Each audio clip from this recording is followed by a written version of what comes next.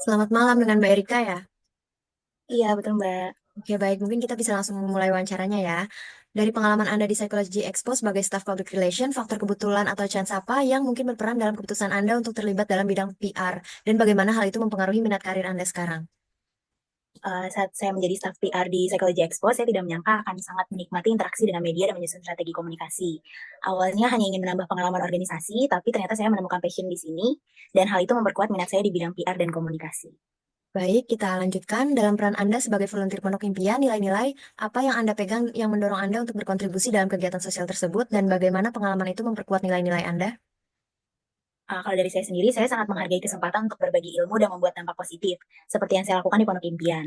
Nah, selain itu, melihat antusiasme dari anak-anak itu juga memperkuat keyakinan saya bahwa pendidikan adalah kunci perubahan, dan saya ingin terus berkontribusi dalam hal ini. Baik, terima kasih. Selanjutnya, selama menjadi staf mentor kaderisasi psikologi, keterampilan baru apa yang Anda kembangkan yang tidak Anda duga sebelumnya? Dan bagaimana Anda melihat keterampilan tersebut relevan dengan tujuan karir Anda di bidang sumber daya manusia atau rekrutmen?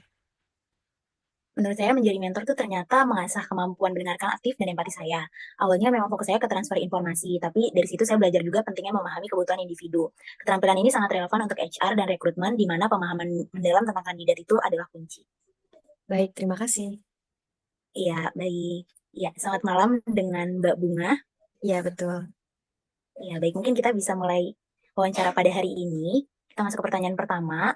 Apa peran pengalaman Mbak Bunga di organisasi kampus dalam membentuk tujuan karir? Kalau dari saya, pengalaman sebagai staf divisi acara dan internal support mengajarkan saya soal kerja tim, komunikasi, dan kedisiplinan. Nah, dari situ saya sadar kalau saya ini suka mengatur sistem kerja yang efisien dan membangun lingkungan kerja yang sehat. Yang mana hal tersebut merupakan hal penting di HR, dan ini sejalan juga dengan teori Krumbolz bahwa pengalaman langsung sangat mempengaruhi kebutuhan karir. Baik, pertanyaan berikutnya. Bagaimana lingkungan sekitar mempengaruhi minat Mbak Bunga terhadap bidang HR?